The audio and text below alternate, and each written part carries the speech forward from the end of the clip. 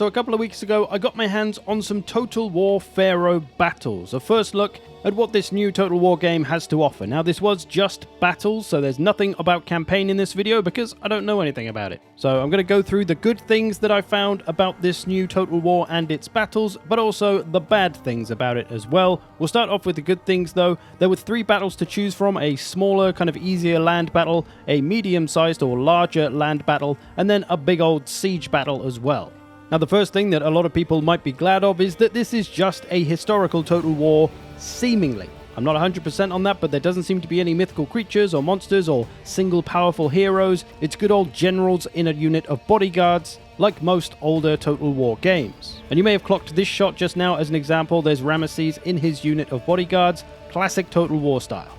Now the first thing that strikes you with this game is that it is very pretty. Much like Total War Troy from the same CA team in Sofia, Bulgaria, it looks great. It looks fantastic. They've done a great job of capturing what I imagine at this period would somewhat feel like in the Egyptian landscape and architecture. It also ran really well for me, although I am on a higher end PC using a 3080, but I imagine it's a similar performance to Troy. So the maps looked great, but they also felt great as well. One thing that Total War Troy did have going for it is that the map design was pretty damn solid, as it is here as well. So really nice design on the map, suits the battle playstyle very well. As for the battles themselves, they are very similar to Troy in that they run on mostly armies of infantry with a few chariots. At least that's all the units we saw in these 3 battles. The battles were also slower paced than, say, Total War Warhammer, so you had a bit more time to think, like the older historical Total Wars. It worked on the same infantry system as Troy as well, with light, medium, and heavy, with light units obviously being faster and heavier units being tougher but slower, and the terrain coming into effect for those different unit types. For example, light units that are able to hide in grass and heavy units that get slowed down by mud, that type of thing. So overall, honestly, if you've played Troy, you pretty much know how the battles are going to work here. But there were a few new additions that added some nice touches to the Total War series, such as, well, this first one's not actually a new thing, it's an old thing, but they brought it back. Matched combat animations. You see the fights here. The models are actually engaging with each other and performing little combos of movements with actual impact and interaction with each other, rather than just swinging their weapons through each other like they do in, say, Total War Warhammer. I'm pretty sure they weren't in Troy, they were in some older Total Wars like Shogun 2, so it's nice to see them come back. I don't think they were in 3 Kingdoms, I'm not sure.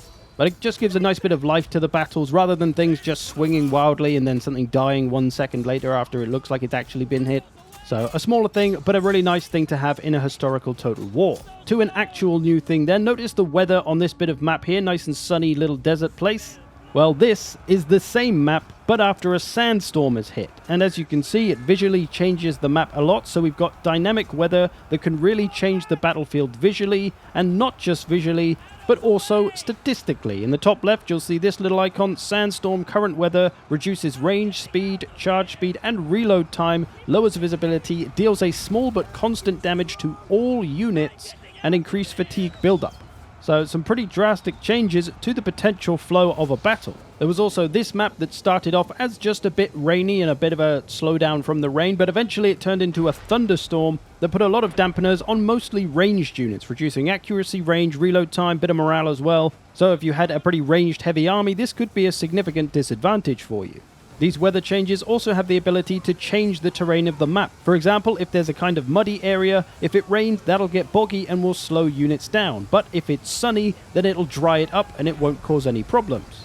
So some interesting stuff with the weather system and how it affects the terrain. I'll be curious to see how that is over the course of a campaign and over many battles, how that really feels, whether it's something that feels cool and different for the battles, or whether it just feels a little bit annoying. Either way, I think it's a really nice thing to try out for Total War games. It might be a nice feature for future Total War games as well. Now to a new type of tactic for battles, we have stances. Some units can do something called advancing, which basically means they push forward. Now I couldn't really get any good footage of this actually happening. It didn't seem to be working as intended a lot of the time. They did show us some footage of it in a little presentation, and it showed it actually one unit just pushing the other unit back constantly. And this was an alpha build, so we can forgive that it didn't necessarily work properly. But you can see here there's kind of a baseline, and the men have pushed on forward a bit from that. So this could be something that's really interesting, especially for those choke point things or sieges and minor settlements. There's also a hold stance, though, as well, which does the opposite, which makes the unit hold its ground and not get pushed back. But I'm not entirely sure how the system works, like what happens if an advancing unit pushes on a holding unit, who gets to actually do their thing of holding or advancing. maybe the stronger unit will win and the tiers of a unit will come into play perhaps. And it seemed that pretty much every infantry unit could do the hold stance, but only certain ones could do the advancing and pushing stance. So I really like the idea of that though, being able to push units into certain things. You could push them into some bad terrain, maybe you can push them off of stuff, I don't know. Or as I say, if you get stuck in a choke point battle or minor settlements or sieges that get really bogged up, if you've got some units that can really push through, that could really open things up and would be a nice tactical thing to be able to play with. Other than that, there's all the usual stuff. Again, from Troy, you had weapon switching for certain units, so you hit a button and a unit will go from sword and shield to a two-handed weapon and it changes their stats and such. So overall, a very similar feeling to Troy in the battles, in all honesty, and even though this is Egypt, you could have fooled me into thinking that this was Greece and that I'm playing Total War Troy, because the units don't look that different. It's a similar part of the world, it's the Bronze Age for both, and it kind of just made me feel like I was playing a Troy DLC more than anything else, but we'll get to that in a second. One last thing I really did enjoy about these battles was the actual siege battle. It's nice to have a siege that, well, was a siege, and I actually enjoyed it. The map was absolutely huge, which is good from the perspective that it's probably realistic, as cities are generally huge, but also maybe from a gameplay perspective, there's just too much land to fill there. But that's just a minor quibble. Overall, I did enjoy the siege being how a siege should be, in my opinion. Like the old historical Total War sieges, the walls actually mattered. There were ladders that had to be pushed. Men weren't pulling them out of their arse. You had to use fire arrows to try and take them down. I should also mention that fire is now a pretty big part of this game, like it has been in previous Total Wars. Attila, I think Three Kingdoms had fire as well, but buildings, trees, that stuff will catch on fire. In sieges and in land battles, if it's particularly hot, that's another weather condition that can potentially make things light on fire a lot easier. So as the attackers, you need to be using those ladders and your towers to try and get yourself up on the walls. As the defender, you obviously want to try and take out as many towers as possible before they do so. Doors are also a problem again. You can't just have a unit of dogs come over and open them up. Warhammer. You actually need to use a ram to get in the doors unless you want to get shot to pieces.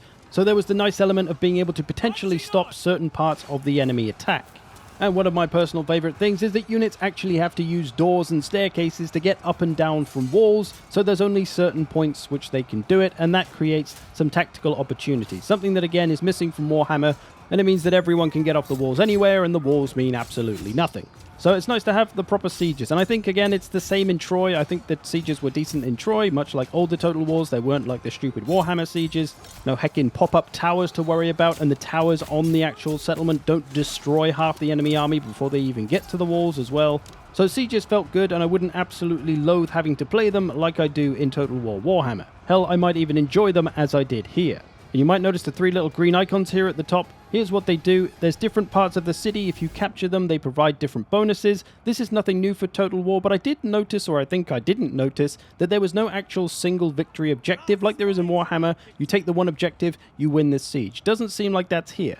And I think that's a good thing, because it never really made much sense that, oh, we've captured this one part of the city, everyone must leave and this is ours now. Like, it just doesn't make sense. You capture a city a bit at a time until you've got the whole thing. That's kind of what this system in theory should give, if you're the attacker, of course. So that's most of the positives I think I felt as I played Total War Pharaoh in these battles. But what about the negatives then? What didn't I like? Well, as I've touched on already, it felt very, very similar to Troy. As I mentioned, we're in a similar part of the world, similar age. Things look kind of similar. Not the same, but kind of similar. In the units and the terrain, but then also in the UI as well. And hey, have you noticed that we're now watching Total War Troy footage? You can probably see the similarities. It's the green of our army's icons, it's the red of the enemy's army's icons, and it's all just random shapes. Diamond shapes, hexagons, circles. Doesn't really give any kind of faction identity or any kind of diverse feel between the factions. And I think that was Troy's problem as well, and is some other Total War games' problems. And I think that stems from Warhammer spoiling us and giving us all the massive diversity between the factions, and that's even starting at the banners that are over the units' heads. It makes them feel different in Warhammer because they're different shapes, they're very unique. They have distinct colours that are all different from each other. And it makes the factions feel really different, more so than the fact that they are just different races of orcs, dwarves and elves, etc. And yes, obviously it's much harder to make factions of all men feel different from each other in quite the same way. But even here, look at my shirtless men in headwear as they take on other shirtless men in headwear. And oh scheisse, we've been flanked by shirtless men in headwear. Like, I honestly can't remember whether this unit here is me flanking the enemy or the enemy flanking me. I don't know whose unit it is. I honestly have no idea. I couldn't even tell you which one of these two units was mine. So a lack of a distinct flavor for the factions really kills a Total War game for me. That's what I found with both Troy and Three Kingdoms. But they do have it there. Look at this. Look at these guys. They look freaking cool. Black and gold kind of color scheme. If there was an entire army that had this color scheme, that would feel really unique and distinct from a faction of, say, these boys. Look at these golden Stormcast looking boys here. If an entire faction had this kind of bright golden vibe, that would be a very unique feel. Maybe it's not historically totally accurate, but it would certainly set the factions much more apart from each other. And the game is releasing with 8 factions in the base game, and 3 more in DLC. And that's nothing unusual for a historical Total War to have a lot of factions to choose from at launch, but they need to feel unique from each other, like really unique from each other, like Total War Warhammer, the base game Warhammer, first one that came out, 4 factions, that's it, 5 if you got the Chaos DLC. And they all played completely different from each other. Not the fact that they were different races, but they just played differently from each other in both campaign and in battle.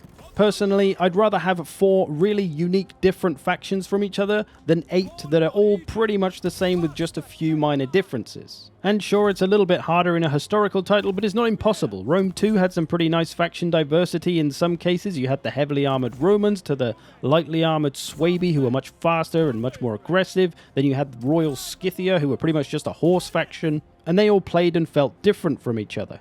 So I think so far those are the biggest negatives I've personally found. There's also the kind of issue that this is a bit of a copy and paste job from Troy, and whether that bothers you, whether you're going to find that lazy. I don't really think it's lazy, but it is certainly reusing a lot of stuff that maybe doesn't make enough effort to make this game feel different from Troy and to feel like a different game from Troy. Whereas, like I said, it kind of feels like a Troy DLC more than anything. So that's my experience with Total War Pharaoh so far. Like I say, I've only played 3 battles, haven't touched campaign at all. I don't know much of campaign. I know a few little details, but not a lot. Nothing I can tell you bastards without getting shot anyway. But overall, I don't think this is going to be a bad Total War game by any means. It's going to depend on your personal interest in it. Whether that be the question of, are you into historical Total Wars, or are you into Egypt and this period of history? If the answer to both of those questions is yes, and you liked Total War Troy, you will probably enjoy this game. For me, I'm not hugely interested in the time period, especially as it's so close to Troy. I'd probably rather go and play Troy. However, I will probably play at least one Total War Pharaoh campaign through to give it a good shot. But there's me, that's my opinions. What are your opinions? Let me know in the comments. I'm curious how people will receive this game. Of course, we can form more of an opinion when we know a bit more about campaign, and whether that's going to be a very similar kind of copy and paste job, or whether they will actually try to do anything new or different with that, we shall see. I hope you've enjoyed this. Thanks for watching. Thanks to all the patrons who support this channel. I will see you in the future.